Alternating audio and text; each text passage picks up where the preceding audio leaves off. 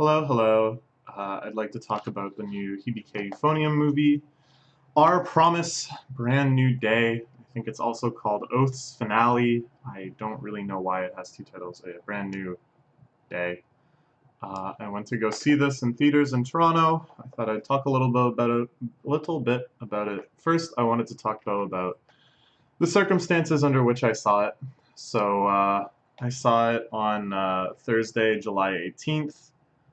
On Wednesday, July 17th, around midnight, we were chatting in a group chat, all of my friends that I was going with, planning how we'd meet up and what we'd have to eat and all that stuff, when reports start coming in that one of the Kumiei studios is on fire. These were all that the report said, was just that there was a fire. And I made a joke. I'll admit it. I immediately made a joke like, oh, looks like somebody wasn't happy with the ending of the new Hibike movie, something to this effect. And I'd made jokes like this before. I'd said things like, oh, if KyoAni does this or doesn't do this, I'm gonna burn the office down. And in retrospect, I very much regret these jokes. And in the moment, I very quickly felt terrible about what I said. I thought it was impossible that it was actually arson. I thought it was just, a fire as things happen, and probably quite small based on some electrical fault or something, and it would be put out right away. And then more reports started coming in that people had died, and that it was arson, or that it was extremely likely to be arson. And I'm sure you've all now read the full extent of what happened, and we don't really need to go over all of that, but it certainly was arson, and it certainly was kind of a motivated arson based on the actual works of KyoAni. Just as I had joked about before, and this really horrible, sickening feeling overwhelmed me as I read more and more about it. I found that I just couldn't get over, like, the horror of the incident was just unfathomable to me. Like, it was just impossible to really get your head around the suffering and the tragedy and the loss and the excruciating pain. And of course, I was also terrified of finding out the motivation of the arsonist. That if it was actually the sort of things that I had joked about, that sort of, plot decision making, I don't know how I would have felt, like, really extremely terrible. Like, not that I, of course, think that I actually would have had some sort of impact on that. It's not like my making those jokes had any sort of causal relationship with the actual attack, nor would I have thought that I was actually, like, really guilty of something. It's just like an absurd joke to make. It highlights your passion for the series by suggesting something that you would never actually do, and something that is in the context of the joke kind of abstracted away from any sort of, like, human life. I'll burn down the office, like, I'm making a symbolic gesture of my rage. I'm not actually attacking anyone. But of course, like, that doesn't matter. I just would have still felt terrible, I'm sure, if there was any sort of overlap between the actual motive and the jokes that I had made in the past. And then I'll admit this, I feel terrible that this is the case, but I'll admit it, I was also worried if it was, like, an attack motivated based on some sort of plot decision making. I was like, oh man, like, I'm probably gonna feel bad about that plot decision making too. And I mean, of course, that's, like, the last thing I should be worrying about. But that's the sort of plot decision that made me make those sorts of jokes in the first place. Obviously, it is something that I feel very passionate about, and I just can't deny it. Like, yeah, it was rough. I slept really poorly. I was up really late just reading things online. Um, Eventually, I was just caught in this constant kind of paradoxical two feelings that I wanted to read more and more. I just somehow wanted to read something that would put my mind at ease somehow. and yet everything I read just made it more complicated, more tragic, more confusing, you know, because there was very little actual official reporting and lots of speculative tweets. And because I'm an idiot, I went into the 4chan A thread about it, which had quite a few really touching posts about the impact KyoAni has had on the poster and stuff, but also was just full to the gills with blatant rumor mongering and arguments about the motive and stuff, and I just couldn't help it. Like, despite the fact that none of it was really doing me any good, none of it was making me feel better. Of course, I couldn't help but read more. Now I feel like I do have the full story. I've just seen so many reports that kind of add up now, and it kind of makes sense. Um, and I don't want to talk about it here. It's not good to focus on the perpetrators in events like this to legitimize the idea that this is a reasonable or effective way of bringing about change, or giving yourself a platform. By giving them a platform, by sharing their views after an attack like this, you're only going to inspire more copycats. You're only going to give legitimacy to what he chose to do. So we're not going to talk about that, but it's, if you as well kind of have this insatiable need to know, you can find out. So what can I even say about this? There's been a lot written about it. It's a historic event. It's a tragedy that we'll probably never forget in the anime community. KyoAni is easily in the top 5 of all studios and the impact it's had on anime. Where would anime be without Haruhi? Where would it be without Clannad, without K-On, without Lucky Star? I shudder to think.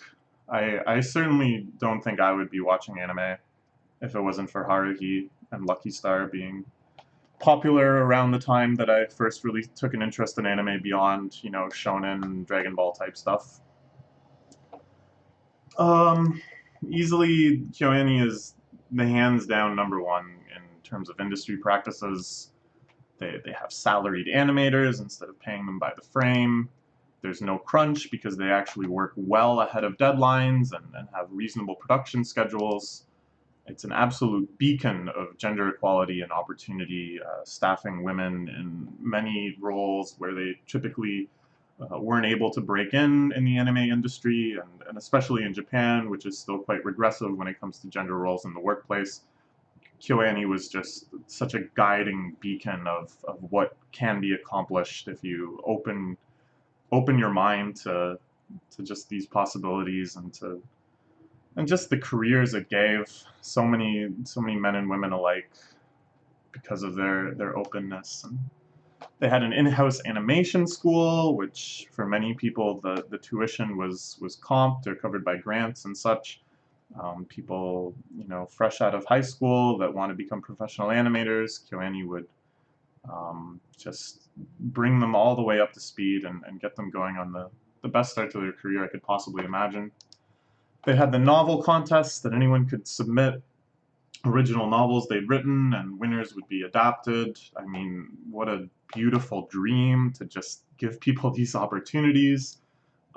Things like this just blows me away. You know, in Hibike, they're constantly playing these orchestral pieces. They're performing them and competing with them and rehearsing them in almost every episode. And these are brand new pieces. These are new pieces that KyoAni funded and contracted orchestral bands and composers to play in many different versions over and over again, like to basically simulate Hibike in real life in order to get all of the material for the show. And the show will only use like maybe a few minutes of excerpts for most of these pieces. You know, like they did the full performance of Crescent Moon Dance and most of the performance of Liz and the Bluebird, but for the most part, a lot of this orchestration is unused, and yet they still recorded the whole thing. If you buy the soundtracks, you get the entire performance of these pieces that exceed like 30 minutes in length most of the time. it's I don't it's just so beautiful to me, and I probably don't have to tell you any of this. Probably all of you know this, but for these reasons and more, I think it's definitely one of my top two favorite studios. It's hard to know whether it or Shaft gets the final nod. I've seen almost all of KyoAni's shows. All of them are important to me in some way or another.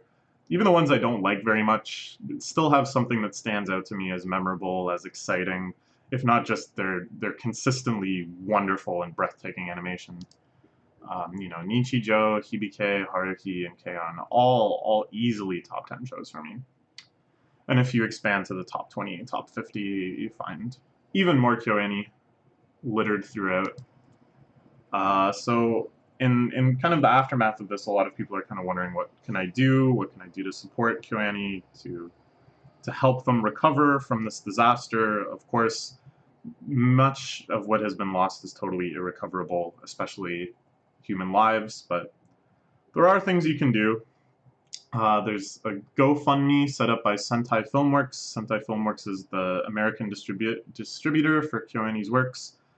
So I assume this is legit. I haven't actually seen anything myself from KyoAni saying, thank you, we will take this money. But it's a whole lot of money. They've raised over $1 million on this thing so far. So I hope it will be used in some helpful way for KyoAni.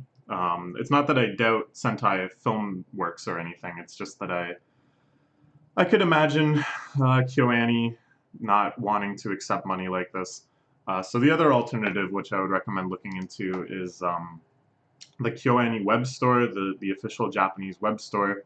I don't think ships any of the physical merchandise outside of Japan, but they sell digital goods as well, like wallpapers and soundtracks, and I think even episodes, like video files. I'm not sure on that.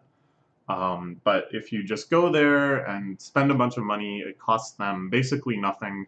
So it's kind of like a way of making a donation in a way that you know that they'll accept, and that's like very much in line with just showing, I really support you as a company. Like, this isn't charity, this isn't pity, but this is just me showing how much I care for the creations you've made. So I really recommend that as well. Okay. So the day of, I ended up wearing all black. I just had this urge that I felt like I needed to do something in response to this event, and this was the best I could come up with, or rather a friend suggested it, and it seemed like a good idea. We talked a lot about it at first, like my friend that I took the bus to Toronto with, but eventually we kind of just decided there really wasn't any point in going over it again and again and speculating on it and reading things about it, and that, that KyoAni had done all of this work to make a movie for us to experience, that we should get ourselves in a kind of a mindset where you can really appreciate it and really immerse yourself in it. And that's what I think they would have wanted. So in the end, we had a really enjoyable day. Like, I went down really early with my friend because we were paranoid about traffic and stuff around like when the movie actually started. So we had lunch. I ate this fried chicken sandwich, and I ate this souffle pancakes. So how could it be a bad day if you eat both of those things? All right, let's talk about the movie itself. I'm not going to, in this first slide at least, I'm not going to have any spoilers or anything like that. I'll just give you my general impressions of the movie, and then we're going to talk more in depth about it. And of course, there'll be a lot of like specific details and stuff that happens in the plot. So if you're worried about spoilers, I would say stop after this slide, or even just stop now. But it's not like I'm going to go out of my way to spoil things. Like, I'm not just going to tell you like everything that happens in the movie. I'm more interested in just talking about, like what I found interesting about it and things like that. So I can't promise that it's like spoiler free, but I'm not just going to be like, in the end, blah blah blah blah blah. Cool. Okay, so the production quality was, of course, excellent. It's KyoAni, it's movie KyoAni, it's a continuation of Hibike, one of their most beautiful shows. It's really just the same mode as the TV series. Like it looks the same. Most of the shots are kind of the same. The filters they use and the pacing and all of that. It's like the entire same cinematic mode. It might even be less experimental than the TV show. Like I can remember specific incidents throughout the TV show that had a much more experimental filmmaking style, and this doesn't really have any of that. It's just consistently in this one mode throughout. So I was a little disappointed in that regard. Um, like that. This is something that I love most in anime is really leaning into the possibilities of imagination that's in animation. Sorry, I meant to say animation and the imaginative powers of animation. Like going well beyond what is capable in live action. Whereas this is kind of closer to the Violet Evergarden sort of mode where you could conceivably just put this entire movie in live action and you wouldn't really lose out on anything. Regardless, though, it is a fantastic level of quality. Just animation so beautiful that your heart flutters.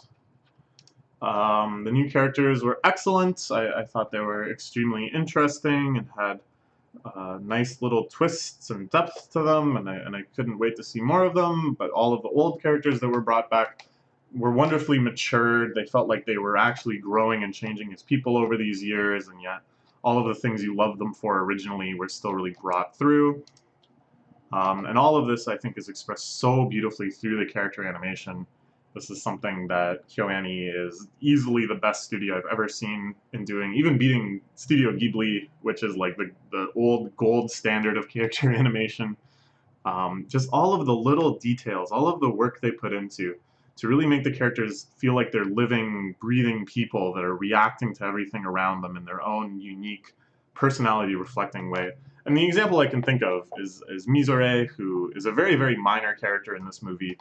Of course, a starring role in Liz and the Bluebird.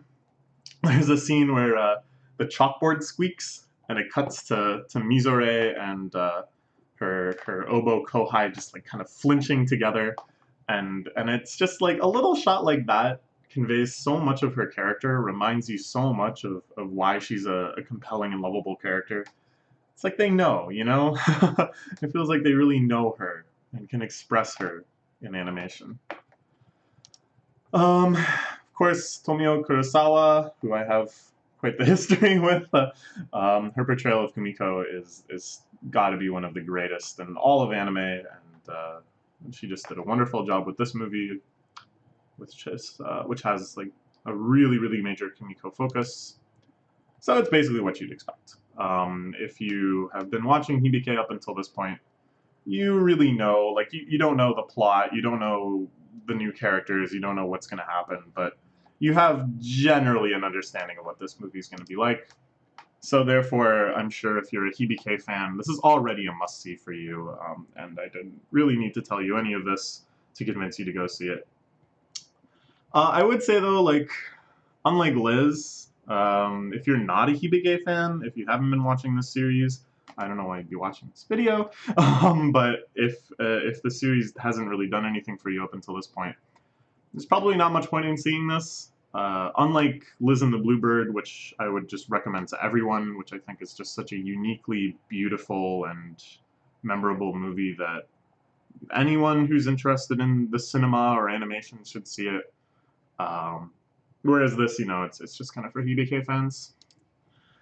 So honestly, my emotional investment in this series and in these characters and what happens to them is so high that I really don't know if I can do much of a substantive analysis. Like, most of my time watching this movie, I was just so caught up in wondering what was going to happen and hoping for certain things that I didn't really have much time to kind of think about it with any sort of intellectual level. But we'll try. we'll try to talk about that. So yeah, from here on out, we're going to talk about more specific plot things, and there might be some spoilers and stuff. So let's talk about some stylistic choices. It's a very constrained and diegesis movie, and this is what I mean when I say that it basically could have been live action and you wouldn't lose out on much. So diegesis, if you don't know this term, it's the world in which the characters inhabit. So something like a soundtrack that's playing you know, omnisciently and magically that the characters can't hear, that only the audience can hear, that's non-diegetic. Whereas a radio in the story that all of the characters are listening to, that's diegetic, right? Do you kind of see that difference? It's a really cool term. It's a term worth remembering because it just helps a lot in talking about how film is made. So yeah, there's some soundtracking, there's some narration where Kumiko is kind of describing the scene, setting up the time and place. But aside from that, there's very, very few non-diegetic elements. Everything is just sort of, you're seeing it as the characters see it. The cinematography, I would say, is mostly kind of Hollywood style. A lot of like just well-framed action, sort of shot, reverse shot, a lot of kind of like sweeping and panning movements, just like generally a very rousing, exciting cinematography, but nothing that experimental, nothing that that really embraces anime, like nothing showing kind of impossible angles for a camera to hit. So you know, that's how it is. I feel like even compared to the TV series, this went even further.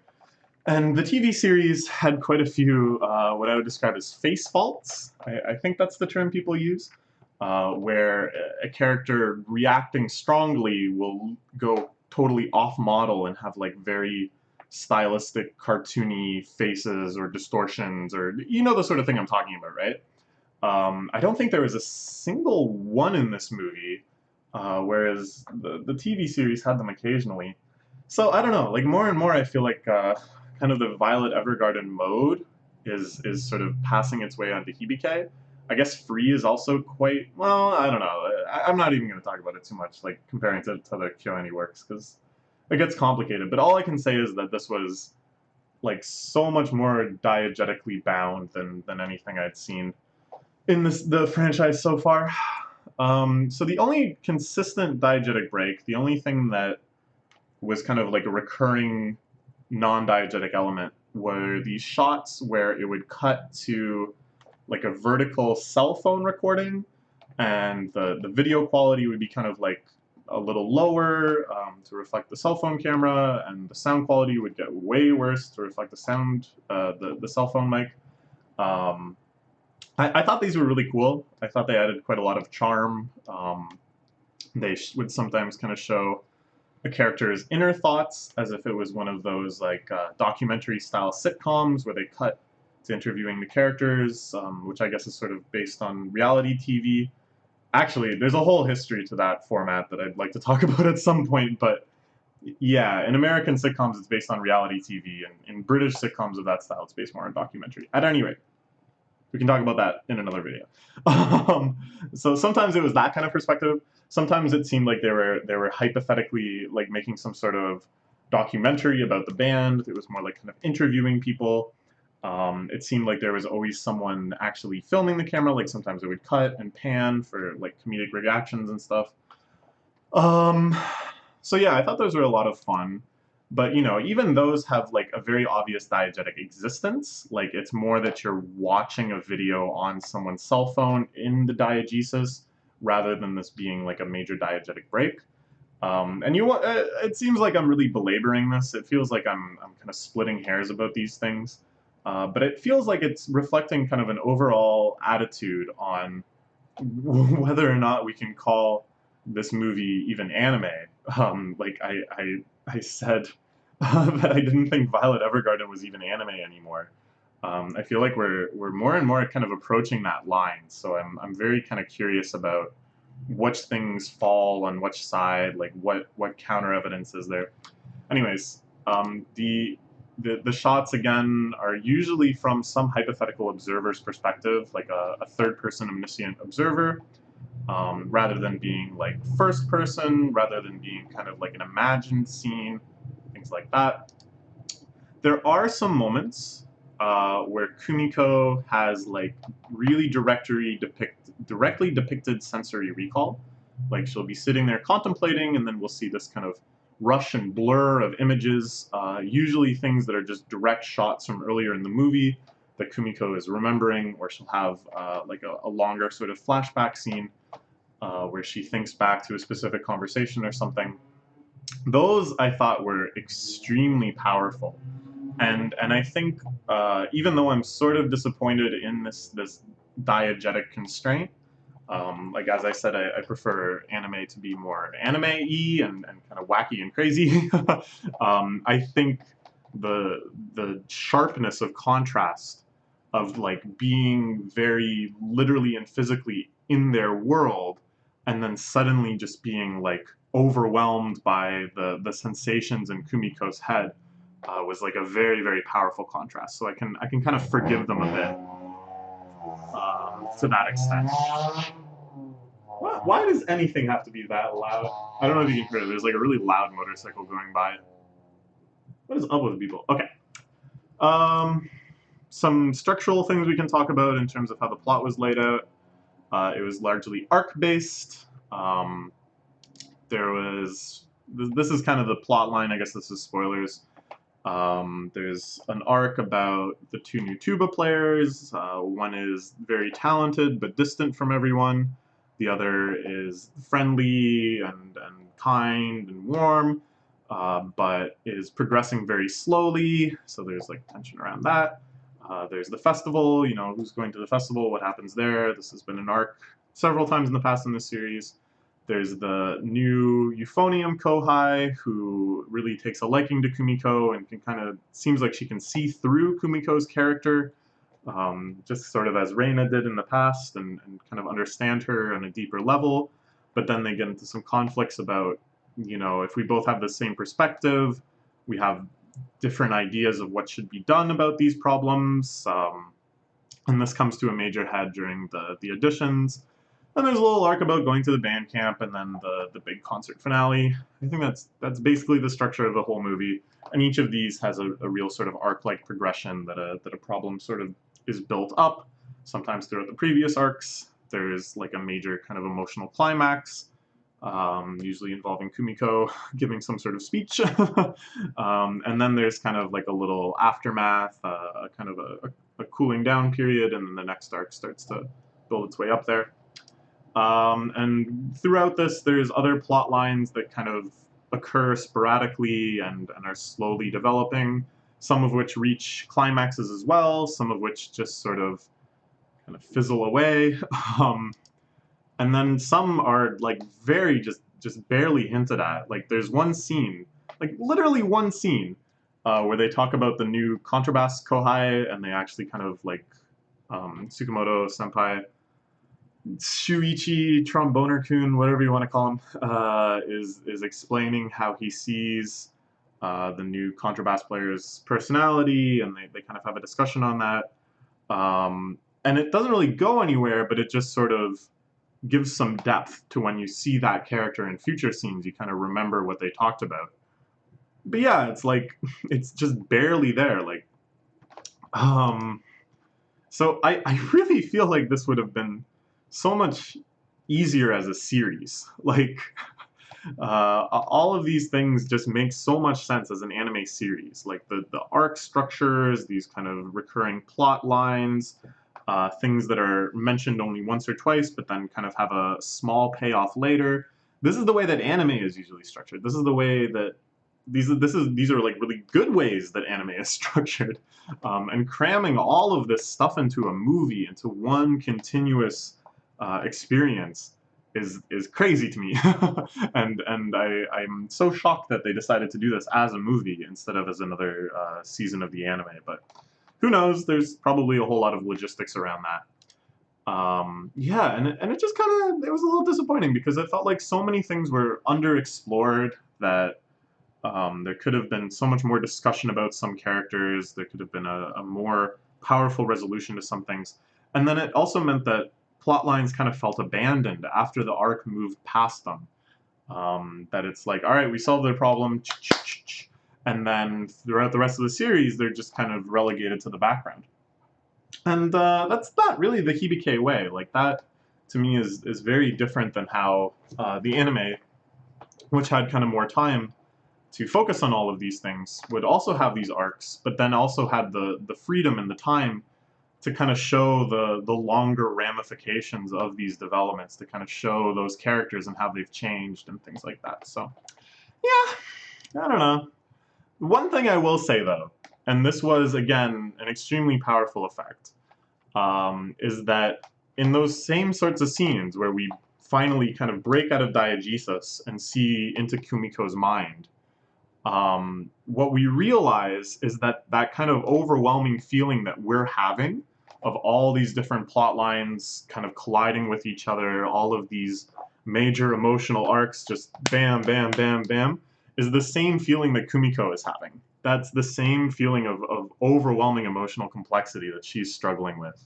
So I think the fact that it has that we see it all at once as a movie does really add to that. So again, it's like, okay, all right, I can see maybe why they did this, and didn't make it an anime. So yeah, a very, very powerful effect to realize that you're kind of going through the same thing as her. But I really hope the next project is a series. I think it's just so much better suited as a series if they're going to have this complexity of plot lines and stuff. So I think in these ways, stylistically and structurally, this movie really is the anti-Liz, the Liz in the Bluebird. Like Liz has very, very few actual relevant characters and basically just one plot line, that of Nozomi and Mizore and performing the piece. Brand New Day has approximately like 50 plot lines and 300 characters. An actual reasonable estimate, because I did try to count in my head all of the different plot lines and all of the different characters. It's around 15 plot lines and 30 characters, which I mean, I don't know if that sounds like a big number or not, but this is one movie. So, Liz has frequent fantastical sequences into the storybook that they're reading about the piece, or just into the imagination of the character of Mizore. But the entire actual diegetic action of the story takes place entirely within the school. Whereas Brand New Day has zero of these purely fantastical sequences, but everything is explored. You see Kumiko at school, at home, at the festival, on the band camp trip, on the bus, like everything is covered. Liz is extremely focalized through Mizore. Every single aspect of the filmmaking is kind of based on her personality, her perception, her fears, her hopes, everything like that. Whereas, as we've talked a lot about already, Brand New Day has very objective filmmaking, very much just showing scenes of the diegesis. And Kumiko's perspective is often very obscured from us, and it's kind of unclear to what extent we're just like seeing things that are happening, and to what extent we're seeing things that are important to Kumiko and how she's seeing it. So yeah, I don't know. I just thought that was interesting how different these two, the two original Hibike movies are. So yeah, I don't know. I didn't really have a point with that. I guess I just thought it was interesting. So we can talk a little bit about the interaction between the two movies. So Brand New Day is like a superset of the time period of Liz. It starts before the time that Liz takes place in, and it ends afterwards. The areas uncovered in Liz, like the characters and their stories of Mizore and Nozomi, the woodwind section and the flute, or the double reed section and the flute section, they're both woodwinds, so I wanted to specify. You know, the duet, Mizore solo, all of that stuff. It's almost jarring in how absent they are in Brand New Day. And this, of course, is just kind of a necessity logistically. Like, we already made a movie about all of that stuff. Why would we make another movie and then have that as like a plot line within it? But it's a little jarring just because Brand New Day covers so much of what's going on. Like, almost every other section has some sort of story about one of the characters in them. Kumiko is involved with almost every one of like the substantial older characters besides Nozomi and Mizore. Um, it's just kind of like kind of a conspicuous blind spot that it feels like there should have been more interaction. But at the same time, I'm fine with it because I think the effect overall is powerful. That you watch Liz and the Bluebird and you see this kind of like very rare inner glimpse of an aspect of the band that's usually very kind of secluded and mysterious.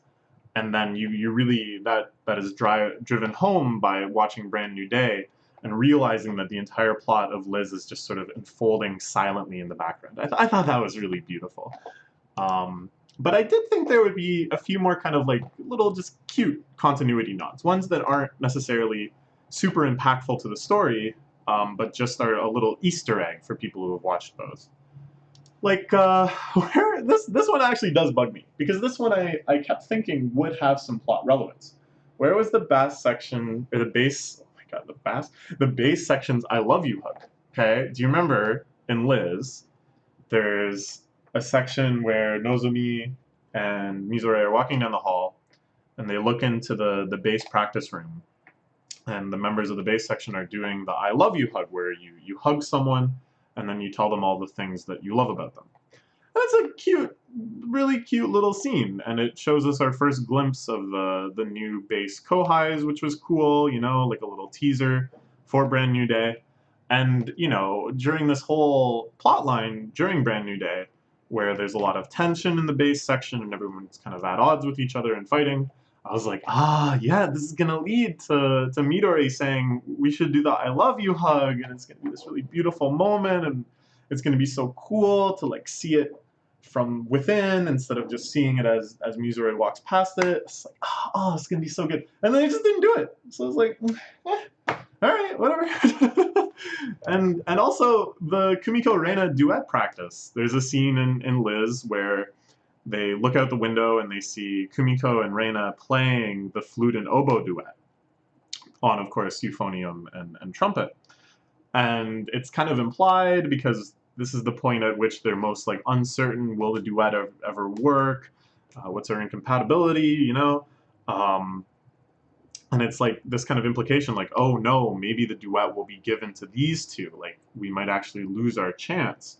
It's a bit of tension, and it's showing like, oh, you see, this is like what a really good partnership looks like. This is what love playing really looks like. We need to figure out what's the problem that we haven't been able to get there, blah, blah, blah, blah. So I thought this would be like a plot point, maybe in Brand New Day, but again, it just didn't happen. I was confused. Like why were they doing that? You know? Like, when did they do that? I don't know. All right, whatever. Still, though, I gotta say, the big payoff to this kind of interaction and this release structure was hearing Mizore play her oboe solo at the start of the third movement of Liz and the Bluebird during the big performance scene near the end. It just brought up so many emotions I had from Liz and the Bluebird, which of course is an extremely important movie to me. And yeah, like the way they can kind of package elements of that movie into this movie, I was very impressed with that. It made the whole thing kind of seem worth it, even if it was underused in other ways. I really think though, if they wanted to go all out with this, they could have like 5 movies depicting this one year in the Kitakuji band from all different perspectives, with radically different filmmaking styles for each one. Wouldn't that be so cool, you know? I don't know. It just really showed me the possibility of something like that. And then the final movie, the Kumiko movie, that actually has the final performance scene in it, is just so emotionally charged by seeing all of these different stories, by getting into so many characters' heads. So it really showed me the potential of this. Maybe that's what they'll do for the third year projects. Wouldn't that be cool if there's like 5 movies, a TV series? I don't know. Getting ahead of myself. We can talk a bit about thematic elements. These again, it's like I had a hard time focusing on this sort of stuff because I was just so emotionally invested into the story. So it was only kind of like in retrospect after certain moments in the story that I could kind of look back better. At any rate, there is a lot of talk about like the name you want to be called by, and this is something that is of course very significant in Hibike, going all the way back to my most favoritist scene in the entire anime, and possibly all of anime, where Reina asks Kumiko to call her by her first name. A lot of complexities between talents and the interaction of talent and personality and your popularity. Like, should you be popular because you're talented? Do you need to have a good personality if you're talented? Does having a good personality forgive the fact that you're untalented? All of these things. This is stuff that Hibike has kind of talked about before. Um, but they're showing different sides to it. They're showing characters that are at kind of different stages of this trade-off and the struggles they experience. And I thought they did a really good job. Like, as I said, they've talked about this sort of thing before, and it's not like they're just sort of done with these past examples, but that characters will cite things that happened in the past, like Reina getting the solo even though she was a first year, and kind of explore that further, exploring that through different personalities. I thought that was really cool. That really shows like a kind of cohesive vision of the series, which I was impressed by. There's a motive where like a bunch of characters said that's my line, and I was trying to figure out if there's like kind of like a deeper meaning to this, um, but I don't know. It's something to consider if I watch this again sometime. And then of course all of the kind of Hibike classics of doing your best and making a good performance, what it means to have a good performance, what it means to play music, what it means to be special. And all of these things are just extremely moving to me as someone who was in a high school band like this, as someone who struggled through a lot of these questions of, am I any good? How hard should I try to be good? How much does this matter to me? Often landing more on kind of the apathetic side of those things. I was definitely someone much more like Natsuki Senpai than Reina. But you know, even though I was maybe a little more detached than I would like to have been in retrospect, like it's kind of a point of regret. All of those memories and feelings are still very much bound up in me. So there's certain scenes and certain kind of band tropes they evoke that are always just gonna hit me like really, really deep.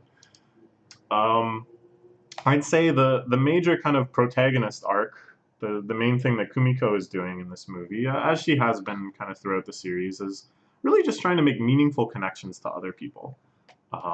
That she's always kind of had this problem where she's been a little distant. She's been kind of emotionally detached from what other people are doing and what's happening to them, and she wants to kind of get over that. She wants to make a meaningful bond.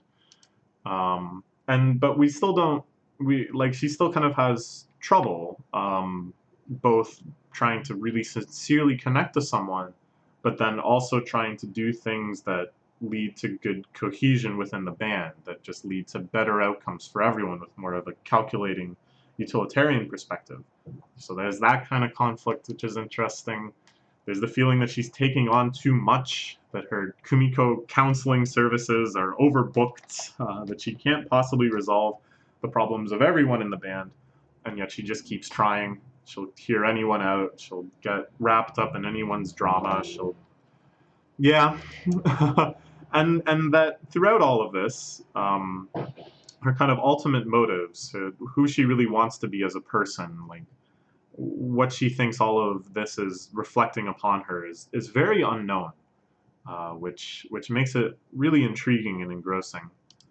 So I think this is kind of still a plot line that will extend into the future, which I like, that her arc isn't quite complete. And it's extremely moving to me. This is something that I think I can really identify with. I'd like to think I'm a good friend. I'm really happy that the sort of person that a lot of people turn to with emotional problems, with things happening in their life, that people feel comfortable sharing things with me and they think that I give good, meaningful advice. And it's because I'm trying hard. It's because it's really important to me to make those sorts of connections, to have those sorts of friendships. It really matters a lot. It's the sort of thing that I really treasure in my life. But it's a lot, and I know that feeling of thinking that I'm taking on too much, that it's overwhelming, that sometimes all of these conversations I'm having are just blurring together, and the worry that maybe someday I'm not really going to be there for somebody, that I'm not going to be able to bring my full self to them just because I've taken on so much. And Yeah, I don't know. I've gone through a lot of these sorts of crises too, and also just those questions of like why, why is this so important to me? Like why am I so afraid of being seen as a distant person or an like a person who's incapable of understanding? Or, and I don't know. It's like a level of introspection on which I can't really get my head around. It's like too deep into the operating system. Anyhow, let's talk about Kumiko a little more. Her feelings really come through in everything, especially through the performance of the Seiyu, which I think is just phenomenal. But her thoughts, the thoughts behind those feelings, are always obscured. There's so many conversations throughout this movie where a topic is being raised, the future, relationships, a particular person, the prospects of the band, and it's discussed a little bit, but right before Kumiko is about to actually kind of give her thoughts, it cuts. It trails off. It goes to another scene. Even scenes where Kumiko is by herself introspecting before she actually kind of articulates any coherent thought, it cuts away again.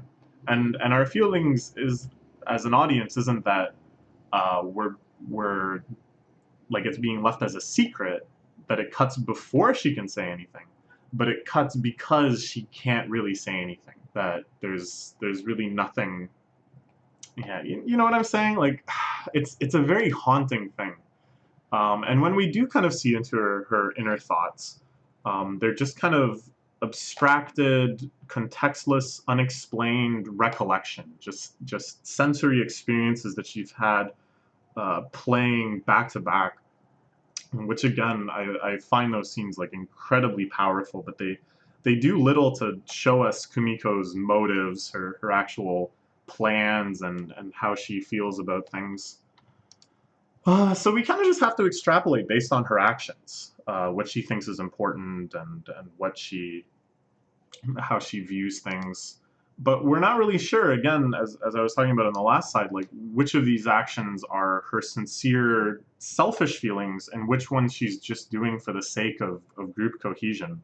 So again, like even though this is our protagonist, even though this is what most of the agency and action of the movie is focalized through, um, and someone whom we watch through almost all of the events of the movie, it's really mysterious at some points why she's doing what she's doing and how she really feels, which I find just so compelling, but can be kind of frustrating too. So why does this matter so much to me? Like, why am I so caught up in Kumiko's character? Well, as I said before, I can really empathize with her. But then there's also a plot element. There's this plot line that really matters to me. That hinges entirely on Kumiko's feelings and what she really truly wants, which is, of course, the element in the film, the relationship between Kumiko and Shu One, Shuichi. So the film opens. This is, I guess, kind of direct spoilers, but the first scene of the entire movie is Shuichi confessing to Kumiko on the bridge. I was freaking out. I said to my friend, "I'm going home," because I knew, with the way it was depicted, that it wasn't just going to be another kind of non-event rejection, the way that it was when he asked her out before the festival, but that this would actually have a major impact on the story of the movie. And I was right. Most of the movie, I just felt extreme anxiety regarding how this would be handled. Like, beyond any feeling moved or empathetic or whatever, I was like trying to get my head more into those things, but I was always just kind of distracted by this worry like, are they going to do the head end? Are they going to get together? Oh my god, I'm so scared, I'm so scared, I'm so scared. And so many little things, little scenes, little plot lines I was hypersensitive to. I was immediately trying to figure out where they were going with each little plot thread, every little interaction. I was reading so much into it was insane. Like it was too much. I think I would have enjoyed the movie so much more without this anxiety. So probably if I rewatch it now, knowing what would happen, I think I'll be able to like kind of viscerally enjoy it a lot more.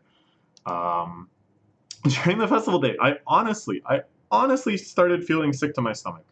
I was just so disappointed that they were going down this route, and disappointed with myself that I couldn't just accept it and try to enjoy the movie for what it was. Disappointed with my kind of lack of faith in KyoAni that they would somehow eventually make it as moving and beautiful and meaningful to me as, of course, my preferred pairing.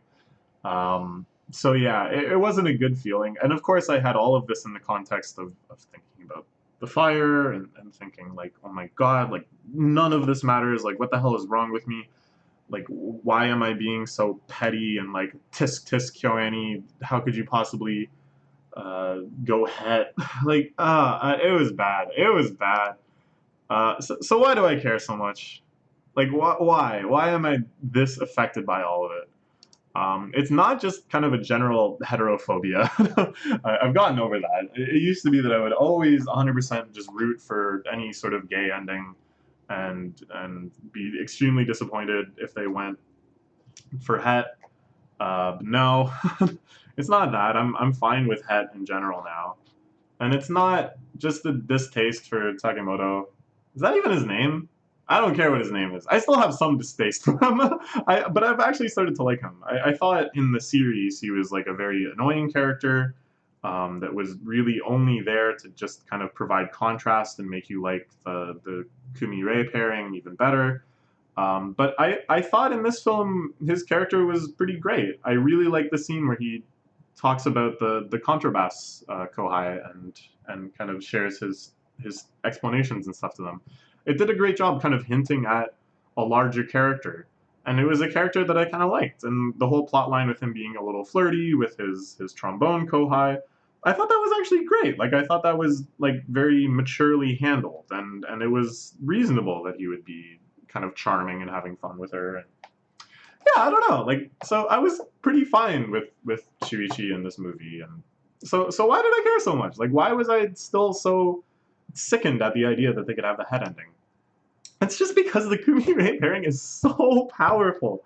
It's just so important to me and so beautiful, and I've spent so much time thinking about it and reading doujinshi of it and rewatching all the scenes that show them together, and it's just like it's one of the most beautiful pairings in all of anime for me, and even including like Yuri manga and stuff I read, it stands out. It's like like you watch episode 8 of season 1 of Hibike, and it's like such a miracle, that pairing that you had been privately hoping for, that you had been nourishing secretly in your heart, is now being acknowledged by the series, is now becoming a major plot element, is now having half of an episode or more devoted to it. It was just the most wonderful feeling imaginable when they actually started going down the Kumiei route. So this just feels like the worst betrayal imaginable that they started doing het. For more of my feelings on episode 8 of UDK season 1, you can read my blog. I wrote like 35,000 words or something about that one episode. Whew. Anyways, yeah, it's yeah. And here's the thing. They know what they're doing.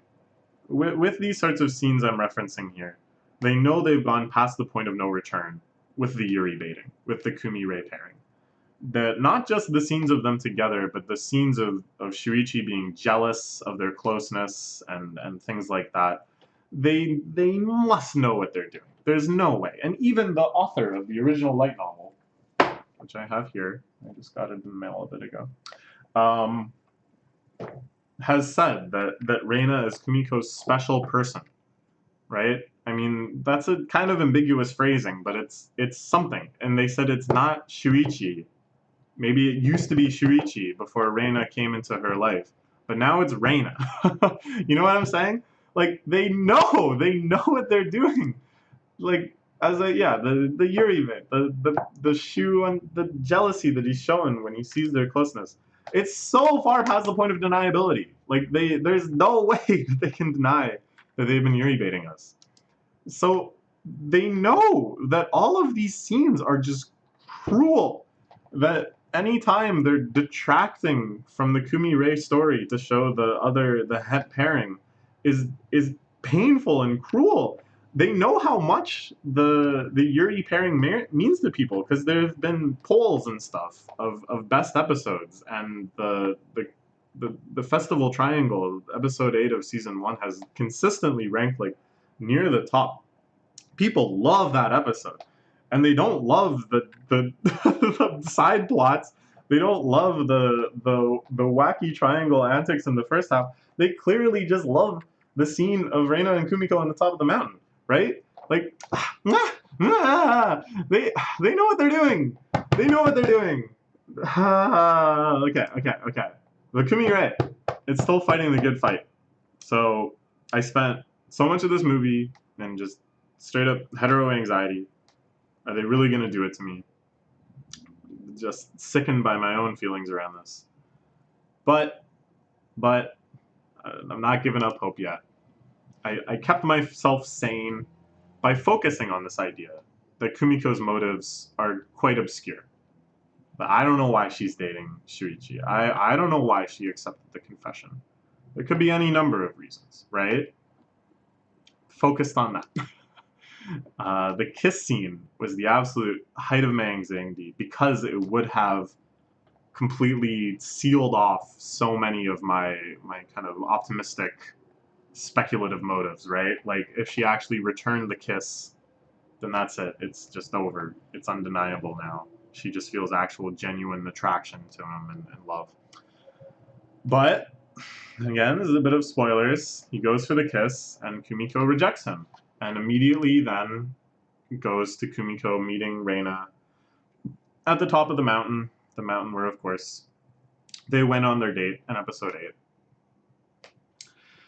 It was such a relief. My God, it was such a relief. I could feel the cortisons just like melting in my body. And of course, you know, there was still a guard up. I knew I couldn't let my guard down so easily, that many things could still happen. But say, oh, thank God. It was probably my favorite scene in the whole movie, just because it was such classic Kumiei action, just such beautiful dialogue, beautiful scenery, so evocative of these scenes in the past.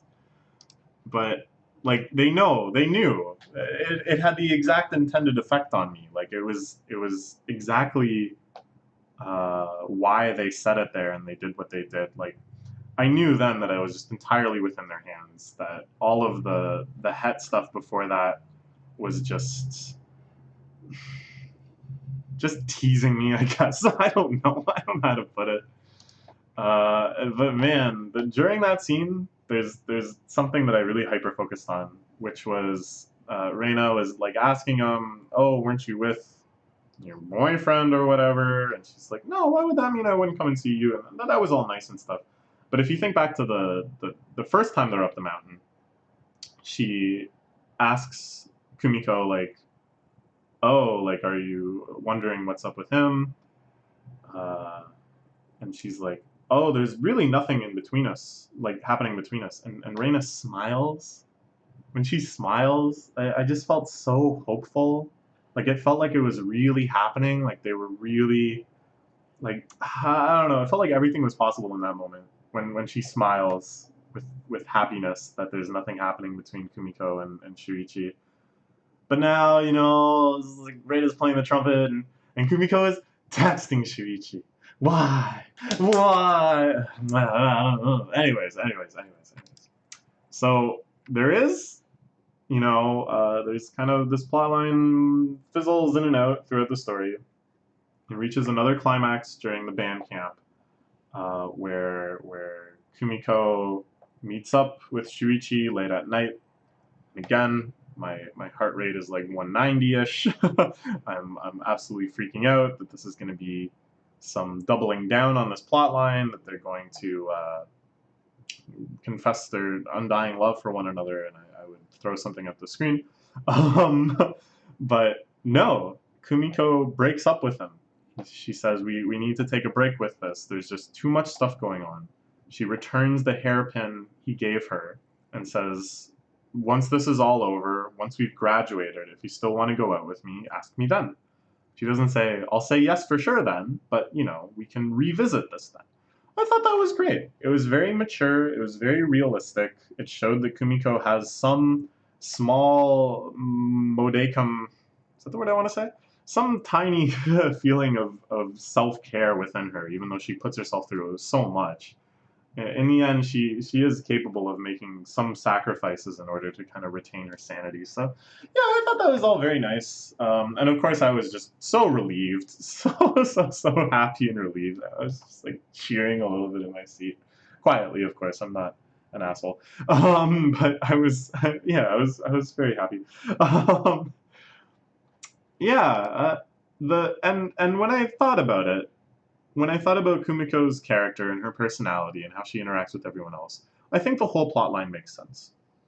She's been friends with Shuichi for a while, you know, she's been a little oblivious to his advances before, but she still considers him a friend. And when he does this, he's boldly making this risk, this gamble, that he wants something to happen. I think it's only natural that Kumiko would try to respond in kind, that she would want to see through what this connection means, what this relationship could be. And it doesn't necessarily say anything about her like having a secret crush on him or being gay or straight or bisexual or whatever. Like I think putting aside all of that stuff, it just sort of says like Kumiko is the type of person that wants to see these things through. And in that context, I really think this is yet another wonderful facet of her character that she did all this. So I'm fine with it. In retrospect, I'm fine with it. And I think if I watched it again, now knowing what happens, I would actually enjoy a lot of the elements of this plotline. Because as I said, I have nothing against Shuichi as a character anymore. I have nothing against hetero relationships in general anymore. It's just, yeah, I don't know. So I guess it's nice. So, in the end, it's a movie of kind of disappointment, but hope. Like, there wasn't a whole lot of Kumiei action. There was a few scenes, but overall I was kind of disappointed in lack of development there.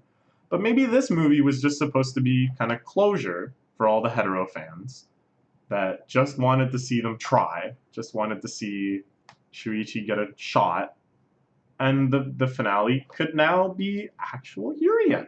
I feel a little bit of hope in that regard, that they're kind of like saving it for the true finale for the year 3 projects. Maybe, I don't know. It seems kind of crazy to imagine that it's actually going to be explicit confirmed Yuri end, but stranger things have happened.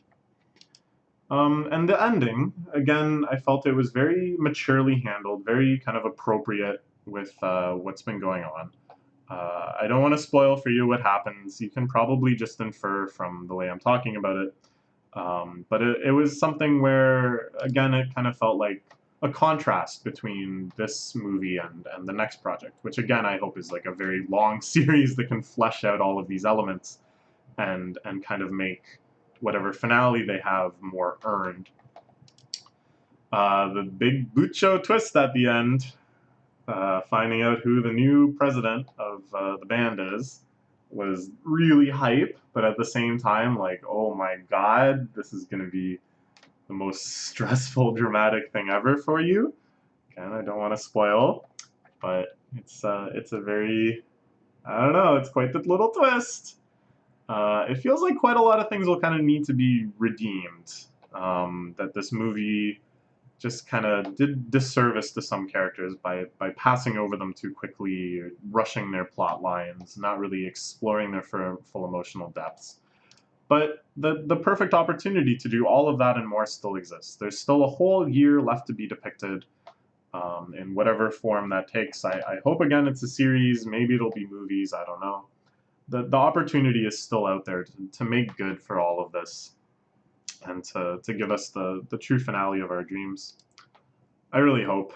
I mean, with the tragedy at KyoAni, it certainly seems like all of their projects are going to be significantly set back. But I don't know. I'm full of hope. I'm really full of hope. So yeah, I don't want to seem like I'm too negative about this. I mean, I think it lived up to the standards of the series in many ways, especially in kind of the production elements and just kind of the feel you get when watching Hibike. But yeah, yeah, all right. I think that's all I gotta say. If I was to rate it, I would give it a probably still a 9. You know, like yeah, it's still just so damn good. I just yeah. All right, all right. That's all for now. Bye bye.